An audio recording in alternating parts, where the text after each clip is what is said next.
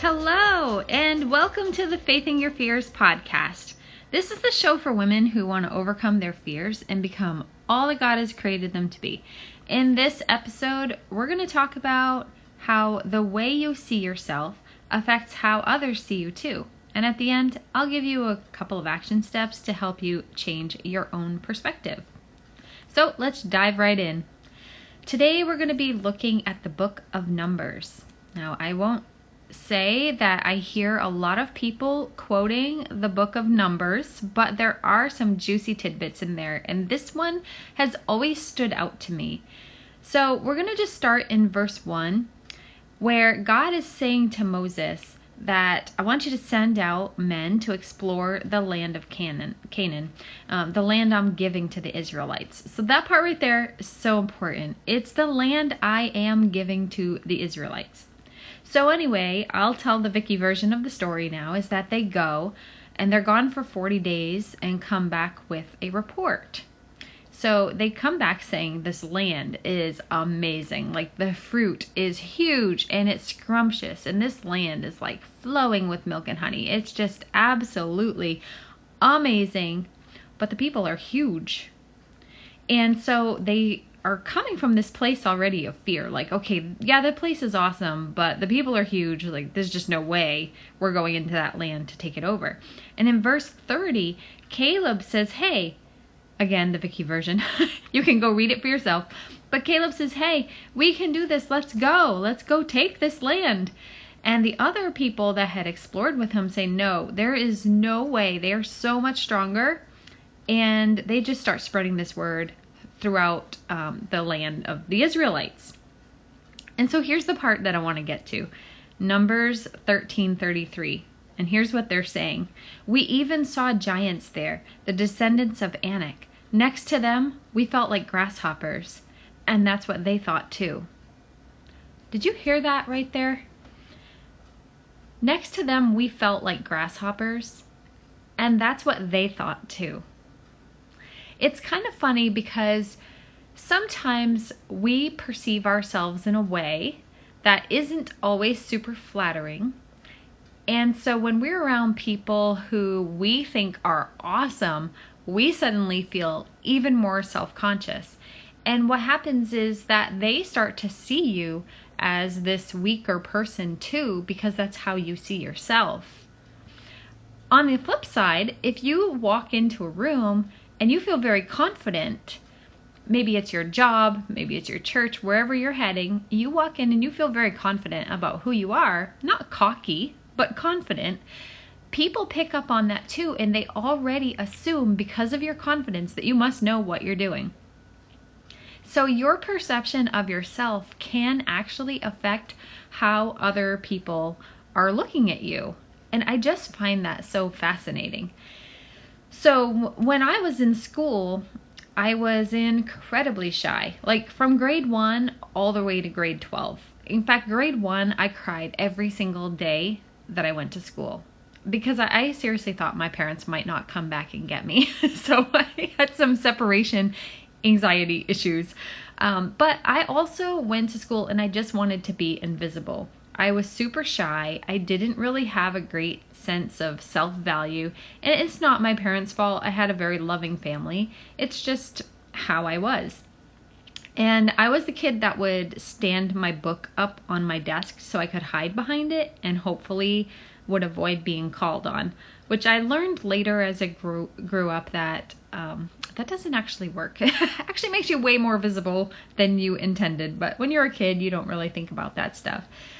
And in my adult life, I reflect back on being a student and thinking, I was a decent student.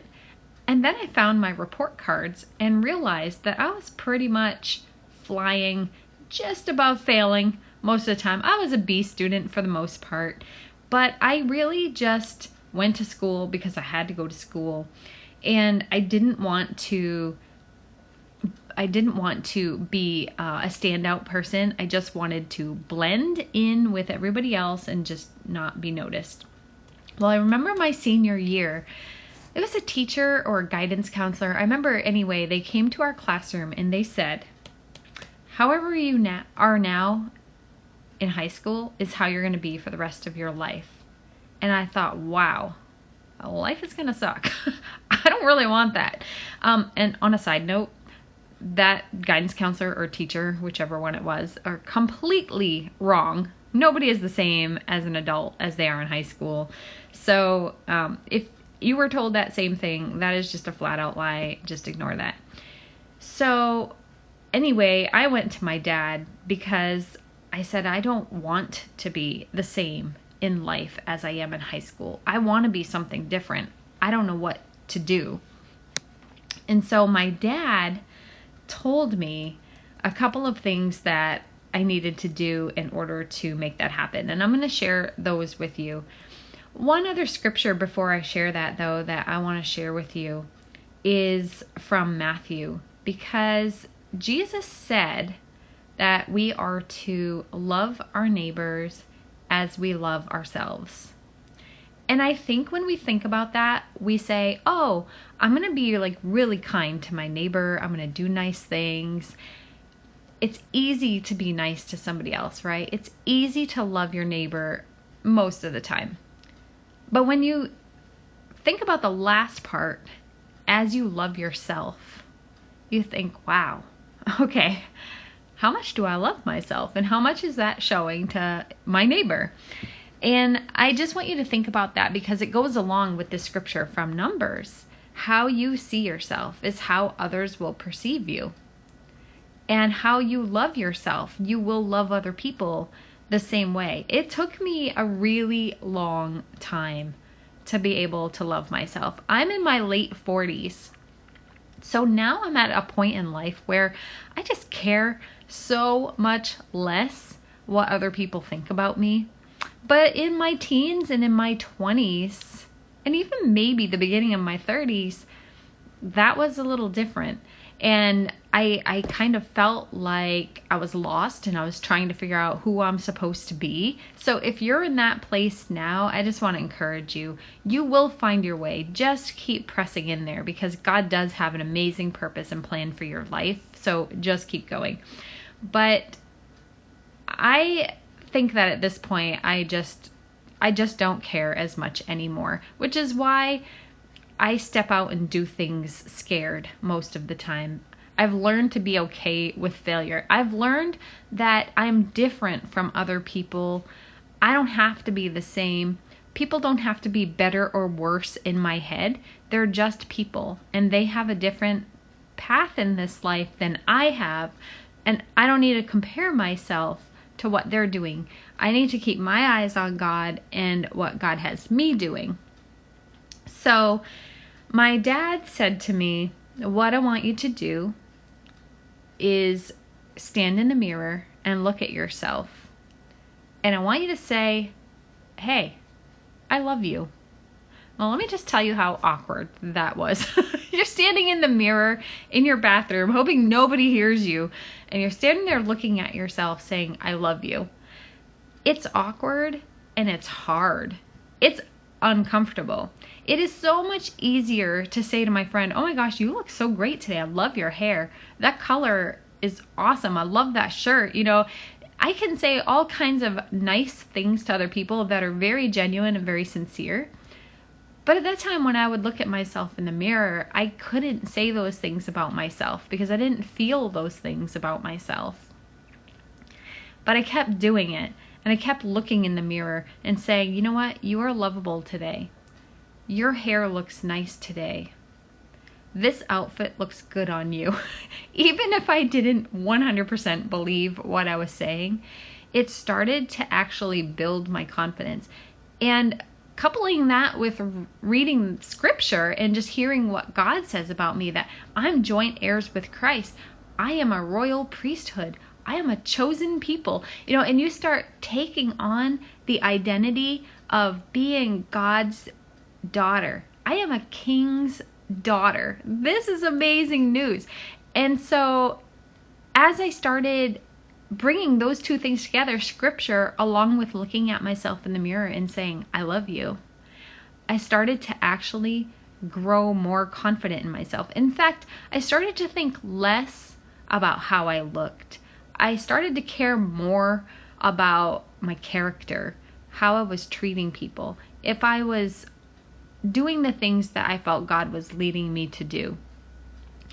So the action step that I want to give you today is just that. If you're sitting there feeling like a grasshopper, I want you to look in the mirror and say, I am not a grasshopper. I am a conqueror. I am a daughter of God. I am joint heirs with Christ. I am made in God's image. I am important. I am living and breathing today because there is a purpose for my life. And I am going to find that purpose and I am going to live that out. And I want you to look at yourself, say, I love you. And then as time goes on, just keep saying those positive things to yourself. Find the things to compliment, because many times we want to focus on all of our flaws. I'm not going to sit here and lie and say that I don't have days where I think, oh my gosh, I don't like how I look today.